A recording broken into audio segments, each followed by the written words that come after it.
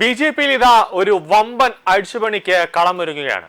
രാഷ്ട്രീയമായി നേരിട്ട നിരവധി തിരിച്ചടികൾക്ക് പിന്നാലെ ബി.ജെ.പിയിൽ നാളെ വൻ സംഘടനാ അഴിച്ചുപണി നടക്കുമെന്ന വിവരമാണ് ഇപ്പോൾ പുറത്തേക്ക് വരുന്നത്.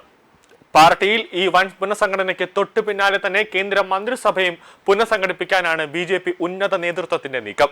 കഴിഞ്ഞ ഫെബ്രുവരിയിൽ പാർട്ടിയുടെ ഏറ്റവും പ്രായം കുറഞ്ഞ അധ്യക്ഷനായി നിതിൻ നബീൻ ചുമതലയേറ്റ പശ്ചാത്തലത്തിൽ പുതിയ ഭാരവാഹി പട്ടികയിൽ യുവതലമുറയ്ക്ക് കൂടുതൽ പ്രാധാന്യം നൽകാനാണ് സാധ്യത. ദേശീയ പ്രവർത്തക സമിതിയിലേക്ക് കേരളത്തിൽ നിന്ന് 3 പ്രധാന നേതാക്കളുടെ പേരുകളാണ് മുൻഗണനാ പട്ടികയിലുള്ളത്. ദേശീയ നേതൃത്വത്തിലേക്ക് പുതുമുഖമായി പ്രതീക്ഷിക്കപ്പെടുന്നത് അനൂപ് ആന്റണിയാണ്. അനൂപ് ആന്റണിക്ക് യുവമോർച്ച പ്രഭാരി സ്ഥാനം ഒഴിഞ്ഞ ശേഷം മറ്റ് കാര്യമായ ചുമതലകൾ ഒന്നും തന്നെ നൽകിയിരുന്നില്ല എന്നുള്ളതാണ് ഏറ്റവും പ്രധാനം. പുതിയ പട്ടികയിലൂടെ അദ്ദേഹത്തിന് അർഹമായ പരിഗണന ലഭിക്കാനുള്ള സാധ്യതയാണ് ഇപ്പോൾ ഉള്ളത്. കൂടാതെ ദേശീയ സെക്രട്ടറിയായ അനിൽ ആന്റണിക്ക് പുതിയ ദേശീയ നേതൃത്വ നിരയിലും സ്ഥാനം തുടർന്നു കിട്ടാനുള്ള ഒരു സാധ്യത ഉണ്ട് എന്നതാണ് ഡൽഹിയിൽ നിന്നും ലഭിക്കുന്ന സൂചനകൾ.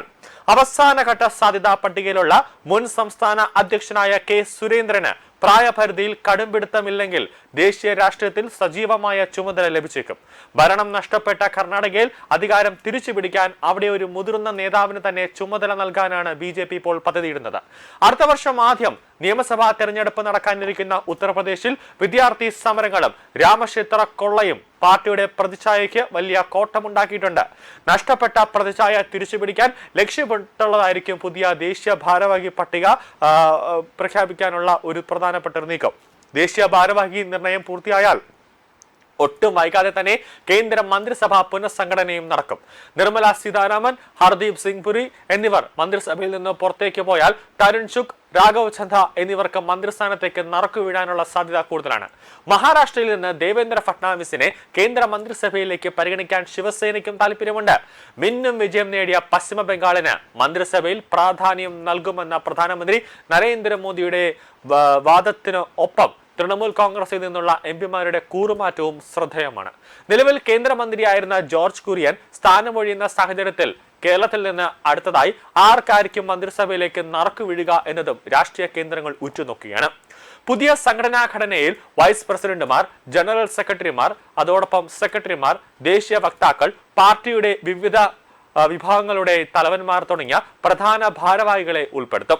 യുവാക്കളുമായുള്ള ബന്ധം ശക്തിപ്പെടുത്തുന്നതിനായി യുവ നേതാക്കളെ പരിഗണിക്കുന്നതിനെ കുറിച്ച് രാഷ്ട്രീയ വൃത്തങ്ങളിൽ സജീവ ചർച്ച നടക്കുന്നുണ്ട്. വിദ്യാർത്ഥി നേതൃത്വത്തിലുള്ള സമീപകാല പ്രതിഷേധത്തിനിടെ അല്ലെങ്കിൽ അതുമായി ബന്ധപ്പെട്ട ഒരു പശ്ചാത്തലത്തിലും പാർട്ടിയുടെ ഏറ്റവും പ്രായം കുറഞ്ഞ ദേശീയ പ്രസിഡന്റുമാരിൽ ഒരാളായ നബീന്റെ പദവിക്ക് അനുസൃതമായും സ്വീകരിക്കുന്ന ഒരു തന്ത്രപരമായ ഒരു നീക്കം കൂടിയായിരിക്കും. എന്തായാലും ബി.ജെ.പിക്ക് ഇപ്പോൾ കാലുകൾ ഇടറിക്കൊണ്ടിരിക്കുന്നുവെന്ന ഒരു തോന്നൽ ബി.ജെ.പിക്ക് ഇപ്പോൾ ഉണ്ട്. അതായത് ജന്തർ മന്ദിലടക്കം ജൻസികൾ ഇപ്പോൾ ബി.ജെ.പിക്ക് എതിരാണ്. പിന്നെ ഏറ്റവും കൂടുതൽ ബി.ജെ.പി ശക്തമായി നിൽക്കുന്ന യു.പിയിലടക്കം അയോധ്യ കൊള്ള അതുമായി ബന്ധപ്പെട്ട് ബി.ജെ.പിയുടെ പ്രതിച്ഛായയ്ക്ക് വലിയ രീതിയിൽ കോട്ടം തട്ടിയിട്ടുണ്ട്.